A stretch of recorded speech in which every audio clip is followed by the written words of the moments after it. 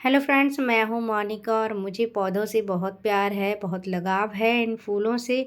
ढेर सारे फूल खिलते हैं तो मुझे बहुत खुशी होती है। क्या आपके साथ भी ऐसा ही है?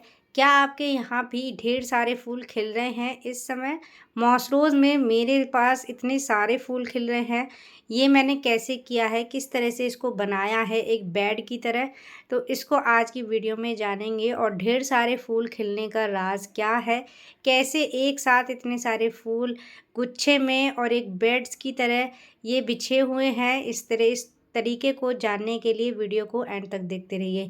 यदि आपके पास एक पॉट है इस तरह का तो आप इससे भी बना सकते हैं। तो उसमें पहला काम आपको क्या करना है, सबसे पहले आपके पास यदि एक पॉट है तो इस तरह की लंबी लंबी स्टेम्स को आपको तोड़ लेना है। जितनी भी लंबी लंबी स्टेम्स बाहर निकल जाती हैं पॉट से, उन सभी को तोड़ तोड़ कर आप उनको छोटा कर लीजिए। इससे फ़ायदा ये होगा कि जैसे ही हमारी ये स्टेम्स टूट जाएँगी, यहाँ से बहुत सारी ब्रांचेज़ अंदर से निकलेंगी और ये घना हो जाएगा। इस तरह से हम अपने पौधे पर ज़्यादा से ज़्यादा स्टेम पा सकते हैं, ज़्यादा से ज़्यादा फूल पा सकते हैं। फूलों का लालच यदि आप करेंगे तो ये काम आप बिल्कुल भी नहीं कर पाएँगे। दूसरी बात ये है कि ये काम बरसात के मौसम में ही करना ज़रूरी है, क्योंकि इस समय हमारे पौधे की ग्रोथ बहुत तेज़ी से होती है। 2-3 दिन के अंदर ही हमारा पौधा जल्दी से बढ़ जाता है और किसी मौसम में, गर्मी में भी यानी फरवरी में भी हम ये काम नहीं कर पाते हैं, क्योंकि फरवरी में इस पौधे की ग्रोथ स्टार्ट होती है। विंटर के बाद डोरमेंट हो जाता है ये पौधा, बिल्कुल सूखा सा हो जाता है। तो उस टाइम पर हम इसे मल्टीप्लाई नहीं कर पाते हैं। एक बार हम इसकी कटिंग तो कर लेते हैं और उसके बाद ये धीरे धीरे बढ़ता है। जैसे ही थोड़ा बढ़ता है, तेज़ गर्मी आ जाती है यानी जून, और जून के महीने में ना तो ये फ्लावरिंग करता है और ना ये अच्छे तेज़ी से बढ़ पाता है। तो यही मौसम है कि इस मौसम में हम इस तरह का बेड तैयार कर सकते हैं। उसके लिए हमें बहुत सारी कटिंग्स ले लेनी है। अपने एक ही गमले से अपने पौधे बहुत सारे हम तैयार कर सकते हैं। तो आप इसकी हर दूसरे तीसरे दिन जब भी आपको लगे कि कोई भी स्टेम्स लंबी जा रही है, उसको आप इस तरह से तोड़ लीजिए। इस तरह से तोड़-तोड़ कर आप बहुत सारी कटिंग्स को कलेक्ट कर लेंगे।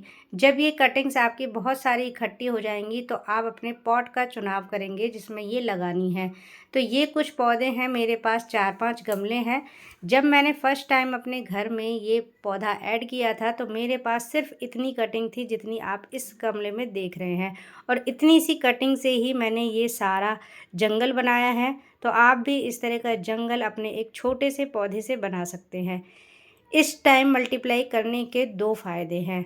दूसरा काम करना है हमें, अब ये सारी कटिंग्स हमारी तैयार हो चुकी हैं, तो इससे हम अपने गमलों को घना करेंगे जो हल्के हैं, और यदि नहीं है तो आप नए पॉट्स तैयार कर लीजिए।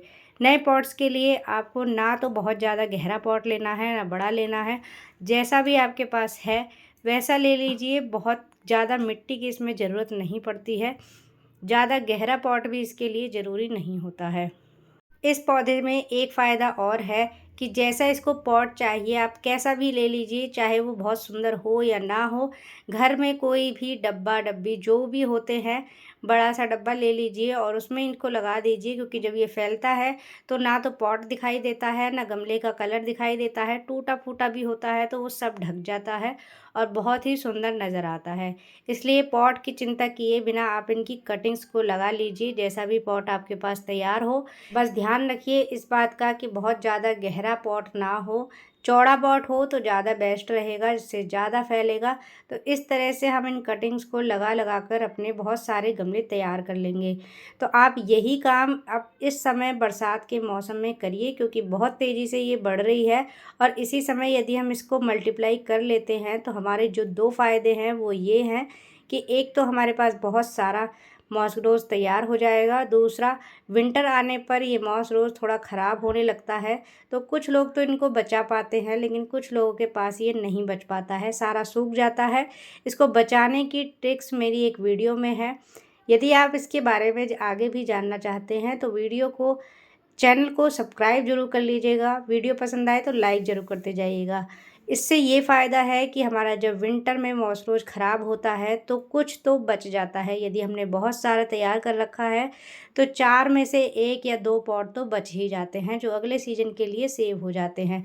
तो इसी तरह से हम थोड़ा-थोड़ा करके मल्टीप्लाई करेंगे तो हमारे एक हर सीज़न में ये बढ़ता जाएगा और आपके पास इस तरह का बेड तैयार हो जाएगा। अगर आप तेज़ी से करना चाहते हैं तो इसी सीज़न में आप बहुत सारे पॉट तैयार करिए, छोटी-छोटी सी कटिंग लगाकर, तो आपके पास दसियों पॉट ये तैयार हो जाएंगे। अलग-अलग कलर के मॉस रोज़ ये आते हैं, तो यदि आप चाहें तो फूल खिले तब आप इसकी कटिंग लीजिए और अपने अलग-अलग कलर को अलग-अलग कर सकते हैं। तो अब बात आती है कि मैंने ये बेड कैसे तैयार किया है। तो यहाँ पर मेरे कम से कम 5-7 गमले रखे हुए हैं, जो कि इसकी घास से पूरी तरह से ढके हुए हैं। ना ये पता चल रहा है कि इसमें कितने गमले रखे हुए हैं, कहाँ-कहाँ और किस तरह के हैं। उल्टे सीधे अच्छे बुरे सब तरह के पॉट्स इसके अंदर रखे हुए हैं और सब ढके हुए हैं, कुछ नहीं दिख रहा। तो इस तरह से मैंने इस बेड को तैयार किया है। पास-पास सारे एक ही तरह के, एक ही फ्लावर के लगाए हैं, जिससे कि ये बड़ा-सा बेड नज़र आता है। जब हम छत पर जाते हैं, इन्हें देखते हैं, तो एक साथ बहुत सारे सौयों फूलों की संख्या जब दिखाई देती है, तो इतने सुंदर लगते हैं कि बस क्या ही कहें। इस तरह आप चाहें तो अलग-अलग कलर के फूलों के बेड तैयार कर सकते हैं। जब ये बेड एक साथ तैयार होता है तो बहुत ही सुंदर लगता है। यदि यही गमले अगर अलग-अलग रखे होते हैं तो इतने अच्छे नहीं लग पाते हैं। हालाँकि छत भरी हुई नज़र आती है, लेकिन ये फूलों की जो संख्या है वो एक साथ नज़र नहीं आती है, तो हमें इतना अच्छा नहीं लगता है। एक बार इस बेड को तैयार करके देखिएगा, इतने सुंदर लगते हैं कि बस क्या ही कहें। तितलियाँ डेली इस पर मंडराती रहती हैं और जब तितलियाँ बैठती हैं तो इस पर बीज भी बनते हैं और बीजों से भी ये मॉस तैयार होता है, जो कि मैंने अपनी पहले एक बार वीडियो में ये बताया था कि इसमें बीज कैसे तैयार करने हैं। जो सिंगल पेटल फ्लावर वाले बीज हैं वो ज़्यादा बनते हैं, मल्टी पेटल वाले फ्लावर्स हैं उसमें बीज नहीं बन पाते हैं। लेकिन यह पौधा बीजों से ना भी हो तो कटिंग से बहुत इजीली ग्रो हो जाता है। बरसात के मौसम में तो बरसात का पानी ही इनके लिए फर्टिलाइज़र होता है, लेकिन यदि बरसात बहुत कम हो रही है, मिट्टी सूख जा रही है, तो आपको इसमें एक फर्टिलाइज़र देना है, वो है प्याज के छिलकों का पानी।